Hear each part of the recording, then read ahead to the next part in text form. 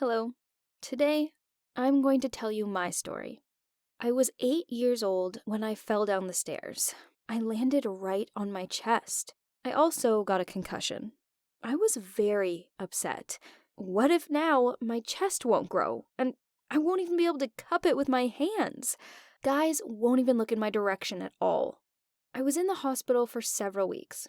Then I was discharged, and life carried on until I was exactly 15 years old. From the ages of 8 to 13, I could sometimes feel pain in my chest area, but didn't pay attention to it. And at 13, I was diagnosed with breast cancer.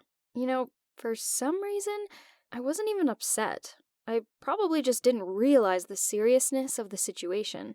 I even bought myself a cancer stuffed toy and would sleep with it. But at age 15, the pain intensified. I was operated on, and I realized the seriousness of the situation. There was nothing left of my chest.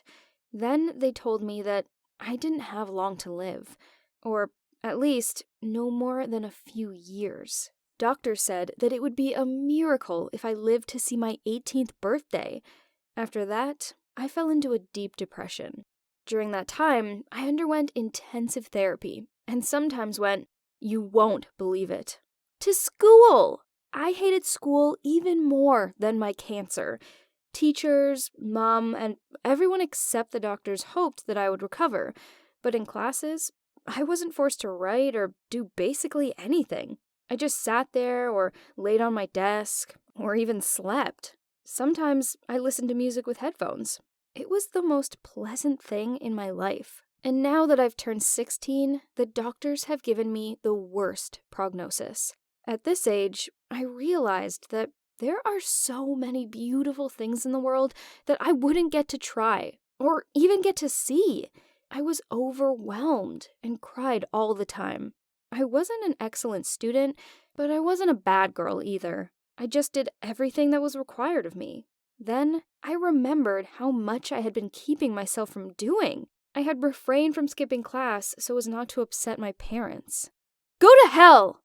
I had kept myself from trying alcohol when my classmates had already known its taste since they were 14. I was afraid to open up to boys, afraid that they were using me.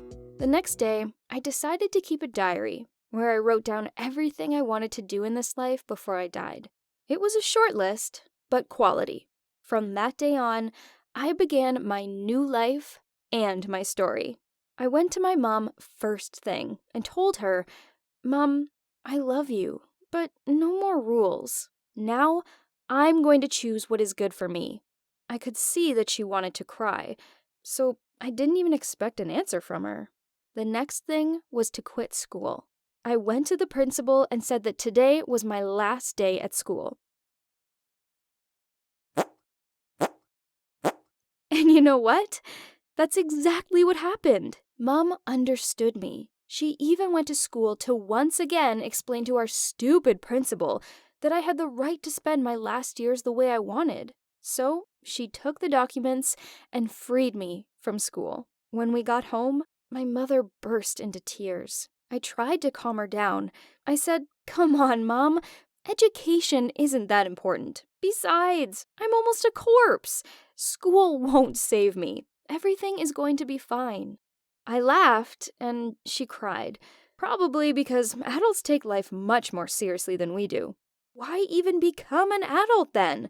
And while everyone was sitting and rotting in class, I went to bed until night. When I woke up, it was already dark. I went to the kitchen and found my mother there. She had already poured herself a few bottles of wine and was now switching to whiskey. I grabbed a glass and set it on the table. My mother poured me some whiskey with a smile. We clinked our glasses. Ew! What was that? I had tried alcohol for the first time in my life, and I already didn't like it. Mum smiled for the first time in a long time. We laughed together. For the first time, I was getting to know my mother so closely. We talked about everything. I found out about her skipping school, her first love, and her first broken heart. She talked about how she met Dad and about how he left us. We laughed, then cried, and then laughed again. and so on until the sun was peering through our window. Then, Mom said the best words she had ever said to me. She said, "I know what you need." The next day, my mother brought me some medical marijuana, which is given only by prescription. Mom and I never cried again.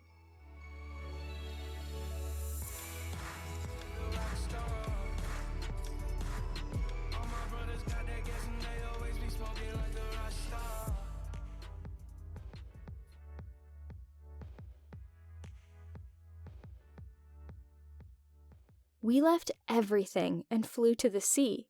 We started living as if the next day would be our last. Why weren't we living like this before? Why can't you just live like that all the time? And I mean that people really do live like they're going to live forever. It was the best time of my life. I had even forgotten about my health problems. But nevertheless, the disease continued to manifest itself more and more, and I had to continue treatment. Mom gave me some good news. The Make-A-Wish Foundation. It was a foundation that would fulfill any wish of a terminally ill child, but only up to 18 years of age. Can you imagine? I could ask for anything. They even arranged meetings with celebrities. I could even meet Billie Eilish. But I chose the simplest thing. I asked them for a dog.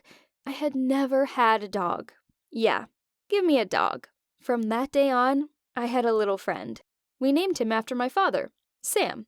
After all, he, like my father, loved to run away from my mother and me. I am now 18 years old. Doctors told me that I wouldn't see my 18th birthday, and I'm glad they were wrong. I don't know how much longer I can enjoy the sunsets and sunrises. My health problems are already making themselves felt. Sometimes it hampers my movement. Fatigue sets in quickly, but I continue to live. No matter what, I want to live as long as I have left. Sam and Mom are my best friends. I hope that many people see my story and that it can inspire them. Never give up. By the way, my name is Caroline. I'm 18, and that was my story. Hi, I'm Marcus, I'm 23, and I've always been surrounded by girls. In drama club at school, at home, where I had 3 older sisters, and at my job. After all, I'm a security guard in the woman's state prison, and every day I am surrounded by several hundred women with different stories. I ended up falling in love with one of them. I'm going to tell you about what came of it and how we happened to meet. I will never forget how I first found myself alone with these women in baggy jumpsuits. It was my first day on the job. My partner, who had worked there for more than 10 years, had been making scathing jabs about my appearance all morning, calling me Justin Bieber.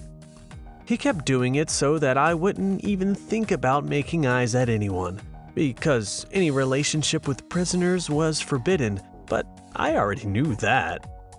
Before dinner, I was sent to recount all the prisoners in Block A. It was a large room divided by partitions into many tiny rooms without doors. All the prisoners lined up in front of their beds and were checking out the newbie. Most of all that day, I remembered 2 of them.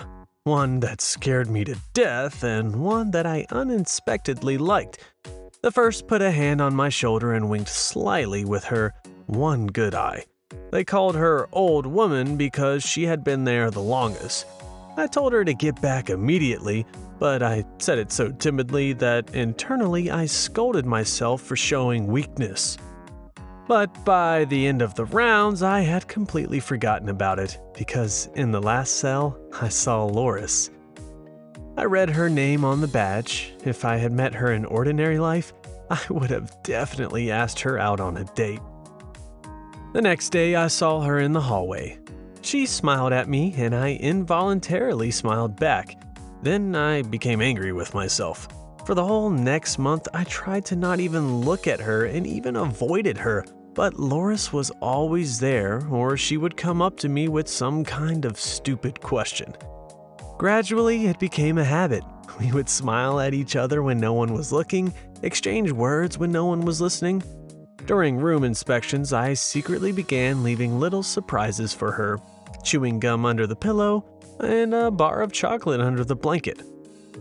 Sometimes we managed to meet in the courtyard behind the church and talk privately for about 5 minutes. Soon I caught myself thinking that I was only coming back to work for these encounters. I really wanted to make her comfortable. Loris told me that she often spent time in the library in the mornings and that there was almost never anyone else around. One morning on my way to work, I stopped for the best donuts in the city and delicious coffee. I knew that she had been longing for those even more than Big Macs or pizza. Loris told me later that it was the best breakfast she had had in a year. One day, she asked me to send her a postcard. On my day off, I chose the cutest one I could find and wrote that I couldn't wait for the day when I could give it to her in person. I signed the card with my initials in reverse order and sent it without a return address. The most difficult thing for me was not exposing our correspondence. But one day, I almost ruined everything. My partner, Flint, as usual, had begun poking fun at the prisoners. He mentioned Loris. I could barely restrain myself from making him take his words back. It's not easy for me to admit it, but sometimes I even thought about arranging for her to escape so that she no longer had to live in this dump with all these people.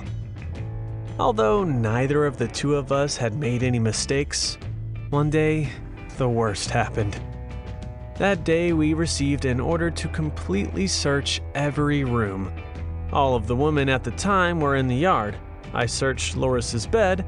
In a box under the bed, I found my postcard and couldn't help but smile. But there were other cards too, more than 20, and all without a return address. I began comparing the initials of the names on those that were signed with the names of other wardens. I found more than 12 matches. I couldn't even bring myself to ask Loris for an explanation, and I quit 2 weeks later. Now I'm looking for a job that I like and where I work with men. I just want to forget about Loris. Thank you for listening to my story.